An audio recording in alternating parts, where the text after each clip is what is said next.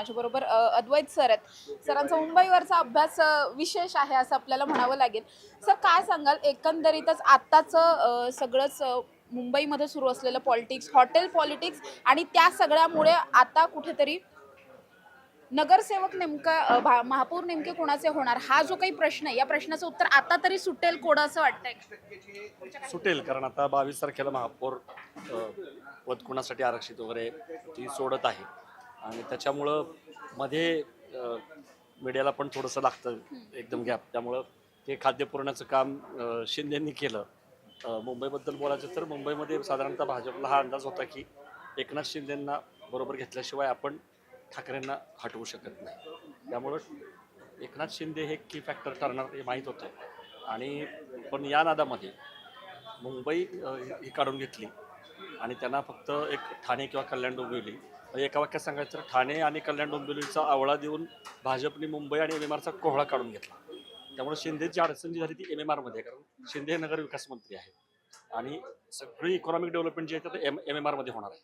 बघा तुम्ही, म्हणजे नवी मुंबईचं विमानतळ असेल, वाढवण बंदर असेल, तिकडे जी बुलेट ट्रेन जाणार आहे, सगळी जी आहे तिथं आता वाद पेटणार आहे. त्यामुळे तिथं एक ठाणे आणि कल्याण डोंबिवली सोडलं तर जवळपास सगळ्या महापालिका या शिंदेच्याकडनं भाजपने काढून घेतल्यात. उल्हासनगरचा आता बघू युती होती की नाही. त्यामुळं खरा सामना जो होता तो शिंदे विरुद्ध फडणवीस असाच होता, म्हणजे मुंबई सोड आणि ठाकरेंना बाजूला करणं. अमित शहा तेच म्हटले की एकदा ह्यांना बाजूला करूयात आणि ते आता साध्य केलं एक प्रकार. पुण्यामध्ये काय झालं होतं की पुणे आणि पिंपरी चिंचवडची निवडणूक ही प्रचंड एकतर्फी होती, आपल्याला माहिती आहे की. पण ती अजित पवारांनी रंगतदार बनवली आणि एक तर वेळ अशी आली होती की म्हणजे सगळे म्हणत होते की पिंपरी चिंचवड अजित पवार बाजी मारतील आणि पुण्यामध्ये अजित पवारांशिवाय भाजपला मिळणार नाही. पण तसं झालं नाही. तसं मला दोन कारणं दिसतात. एक तर अजित पवार हे महायुतीतनं बाहेर पडून लढले असते तर लोकांना ती कन्व्हिन्सिंग झालं असतं, कारण ते परत महायुतीत जाणारच होते. त्यामुळे अजित पवारांना मत म्हणजे भाजपला मत, मग काय भाजपला डायरेक्ट मत देऊ नये, असं एक होतं. आणि दुसरं असं झालं की अजित पवारांनी एकीकडे ते गुंडगिरीबद्दल बोलत होते भाजपच्या लांडग्यांच्या वगैरे, आणि ते स्वतःच त्यांनी तुरुंगातनं लढणारे दोन उमेदवार. आता पुणेकर एवढे दुधखोळे नाही. मला असं वाटतं की त्यामुळं अजित पवारांना ते यश मिळालं नाही आणि भाजपने प्रभाग रचना अनुकूल करून घेतली. सत्ताधारी असल्यामुळं 4चा प्रभाग होता, सगळे उमेदवार चिन्हावरती लढवले. त्यामुळं मोठा पक्ष, तगडं पॅनल, त्यांना फायदा होतोच. मेट्रो पण झाली होती, त्यामुळे डबल इंजिन, ट्रिपल इंजिन. त्यामुळे भाजपला जे यश मिळालं ते काय आश्चर्यकारक नाही आहे, कारण लेवल प्लेइंग फील्डच हे नव्हती. आणि दुसरीकडे आपण बघितलं की शरद पवारांचा कुठेही दिसला नाही आणि मग ते तुतारी आणि हे ते एकमेकांविरोधात लढले. पुण्यात तर उद्धव ठाकरे आणि हे राज ठाकरे फिरकले पण नाही. म्हणजे खरं तर त्याचा बालेकिल्ला आहे, बाळासाहेब ठाकरेंची जन्मभूमी आहे. मनसे पण राज ठाकरे शेवटच्या दिवशी आले, पण थोडी मेहनत घेतली असती. आपण बघितलं कल्याण डोंबिवलीला काही न करता दोघांचे 5-10 नगरसेवक निवडून आले. त्यामुळं एकतर्फी सामना होता, तो भाजपने जिंकला. आणि आता भाजपला महापौर वगैरे मला वाटत नाही की फार काय अडचणी येईल.